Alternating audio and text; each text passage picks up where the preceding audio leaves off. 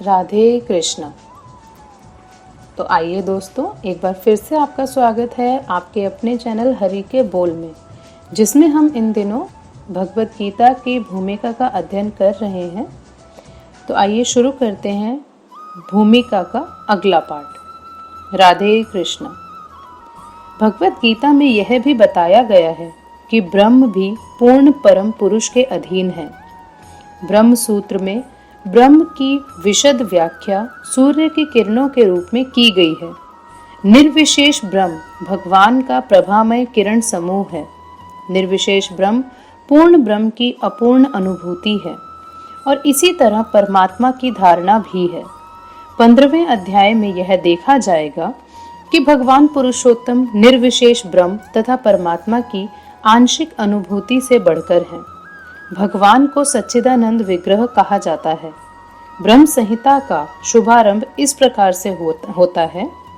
ईश्वरः परमः कृष्णः सच्चिदानंद विग्रह अनादिरादिर गोविंदः सर्व कारण कारणम। गोविंद या कृष्ण सभी कारणों के कारण हैं। वे ही आदि कारण हैं और सत, चित और आनंद के रूप हैं। निर्विशेष ब्रह्म उनके सत स्वरूप की अनुभूति है। परमात्मा सच्चित यानी शाश्वत ज्ञान की अनुभूति है, परंतु भगवान कृष्ण समस्त दिव्य स्वरूपों की अनुभूति हैं।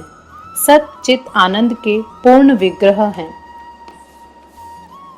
अल्पज्ञानी लोग परम सत्य को निर्विशेष मानते हैं, लेकिन वे हैं दिव्य पुरुष और इसकी पुष्टि समस्त वैदिक ग्रंथों में हुई है। नित्यो नित्या नाम चेतनश चेतना नाम। जिस प्रकार हम सभी जीव हैं और हम सबकी अपनी अपनी व्यष्टि सत्ता है, उसी प्रकार परम सत्य भी अंततः व्यक्ति हैं और भगवान की अनुभूति उनके पूर्ण स्वरूप में समस्त दिव्य लक्षणों की ही अनुभूति है। यह पूर्णता रूप विहीन निराकार नहीं है। यदि वह निराकार है या किसी अन्य वस्तु से घटकर है, तो वह पूर्ण नहीं हो सकता। जो पूर्ण है उसे हमारे लिए अनुभव गम्य तथा अनुभवातीत हर वस्तुओं से युक्त होना चाहिए, अन्यथा वह पूर्ण कैसे हो सकता है। पूर्ण भगवान में अपार शक्तियां हैं। कृष्ण किस प्रकार अपनी विभिन्न शक्तियों द्वारा कार्यशील हैं, इसकी भी व्याख्या भगवत गीता में हुई है। यह दृश्य जगत या जिस जगत में हम रह रहे हैं, यह भी स्वयं में पूर्ण है, क्योंकि जिन 24 तत्वों से यह नश्वर ब्रह्मांड निर्मित है, वे सांख्य दर्शन के अनुसार इस ब्रह्मांड के पालन तथा धारण के लिए अपेक्षित संसाधनों से पूर्णतया समन्वित हैं। इसमें ना तो कोई विजातीय तत्व है, ना ही किसी भी वस्तु की आवश्यकता है। इस सृष्टि का अपना निजी नियत काल है, जिसका निर्धारण परमेश्वर की शक्ति द्वारा हुआ है, और जब यह काल पूर्ण हो जाता है तो उस पूर्ण व्यवस्था से इस क्षणभंगुर सृष्टि का विनाश हो जाता है। क्षुद्र जीवों के लिए यह सुविधा प्राप्त है कि पूर्ण की अनुभूति करें। सभी प्रकार की अपूर्णताओं का अनुभव पूर्ण विषयक ज्ञान की अपूर्णता के कारण है।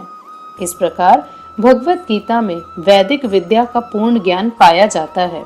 सारा वैदिक ज्ञान अमोघ यानी अच्युत है और सारे हिंदू इस ज्ञान को पूर्ण तथा अमोघ मानते हैं।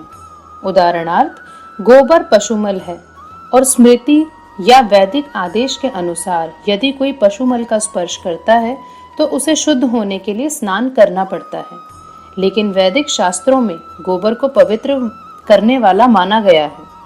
इसे विरोधाभास कहा जा सकता है, लेकिन यह मान्य है क्योंकि यह वैदिक आदेश है और इसमें संदेह नहीं कि इसे स्वीकार करने पर किसी प्रकार की त्रुटि नहीं होगी। अब तो आधुनिक विज्ञान द्वारा यह सिद्ध किया जा चुका है कि गाय के गोबर में समस्त जीवाणु नाशक गुण पाए जाते हैं। अतएव वैदिक ज्ञान पूर्ण है, क्योंकि यह समस्त संशयों एवं त्रुटियों से परे है और भगवत गीता समस्त वैदिक ज्ञान का सार है। वैदिक ज्ञान शोध का विषय नहीं है। हमारा शोध कार्य अपूर्ण है, क्योंकि हम अपूर्ण इंद्रियों के द्वारा शोध करते हैं। हमें पहले से चले आ रहे पूर्ण ज्ञान को परंपरा द्वारा स्वीकार करना होता है, जैसा कि भगवत गीता में कहा गया है। हमें ज्ञान को उपयुक्त स्रोत से, परंपरा से ग्रहण करना होता है, जो परम गुरु साक्षात भगवान से प्रारंभ होती है और शिष्यों गुरुओं की यह परंपरा आगे बढ़ती जाती है। छात्र के रूप में अर्जुन भगवान कृष्ण से शिक्षा ग्रहण करता है और उनका विरोध किए बिना वह कृष्ण की सारी बातें स्वीकार कर लेता है। किसी को भगवत गीता के एक अंश को स्वीकार करने और दूसरे अंश को अस्वीकार करने की अनुमति नहीं दी जाती। हमें भगवत गीता को बिना किसी प्रकार की टीका टिप्पणी, बिना घटाए बढ़ाए या विषय वस्तु में बिना किसी मनोकल्पना के स्वीकार करना चाहिए। गीता को वैदिक ज्ञान की सर्वाधिक पूर्ण प्रस्तुति समझना चाहिए। वैदिक ज्ञान दिव्य स्रोतों से प्राप्त होता है और स्वयं भगवान ने पहला प्रवचन किया था। भगवान द्वारा कहे गए शब्द अपौरुषेय कहलाते हैं, जिसका अर्थ है कि वे 4 दोषों से युक्त संसारी व्यक्ति द्वारा कहे गए शब्दों से भिन्न होते हैं। संसारी पुरुष के दोष हैं: पहला, वह त्रुटियां अवश्य करता है। दूसरा, वह अनिवार्य रूप से भ्रमित होता है। तीसरा, उसमें अन्यों को धोखा देने की प्रवृत्ति होती है। तथा चौथा, वह अपूर्ण इंद्रियों के कारण सीमित होता है। इन 4 दोषों के कारण मनुष्य सर्वव्यापी ज्ञान विषयक पूर्ण सूचना नहीं दे पाता। ऐसे दोषपूर्ण व्यक्तियों द्वारा वैदिक ज्ञान प्रदान नहीं किया जाता। इसे पहल प्रथम श्रेष्ठ जीव ब्रह्मा के हृदय में प्रदान किया गया। फिर ब्रह्मा ने इस ज्ञान को अपने पुत्रों तथा शिष्यों को उसी रूप में प्रदान किया जिस रूप में उन्हें भगवान से प्राप्त हुआ था। भगवान पूर्ण हैं और उनकी प्रकृति के नियमों के वशीभूत होने का प्रश्न ही नहीं उठता। अतएव मनुष्य में इतना समझने की बुद्धि तो होनी ही चाहिए कि भगवान ही इस ब्रह्मांड की सारी वस्तुओं के एकमात्र स्वामी हैं। वे ही आदि सृष्टा तथा ब्रह्मा के भी सृजन करता हैं। 11वें अध्याय में भगवान को प्रपितामह के रूप में संबोधित किया गया है, क्योंकि ब्रह्मा को पितामह कहकर संबोधित किया गया है और वे तो इन पितामह के भी सृष्टा हैं। अतएव किसी को अपने आप को किसी भी वस्तु का स्वामी नहीं मानना चाहिए। उसे केवल उन्हीं वस्तुओं को अपना मानना चाहिए जो उसके पोषण के लिए भगवान ने अलग कर दी हैं। भगवान द्वारा हमारे सदुपयोग के लिए रखी गई वस्तुओं को किस तरह काम में लाया जाए, इसके अनेक उदाहरण प्राप्त हैं। इसकी भी व्याख्या भगवत गीता में हुई है। प्रारंभ में अर्जुन ने निश्चय किया था कि वह कुरुक्षेत्र के युद्ध में नहीं लड़ेगा। यह उसका निर्णय था। अर्जुन ने भगवान से कहा कि वह अपने ही संबंधियों को मारकर राज्य का भोग नहीं करना चाहता।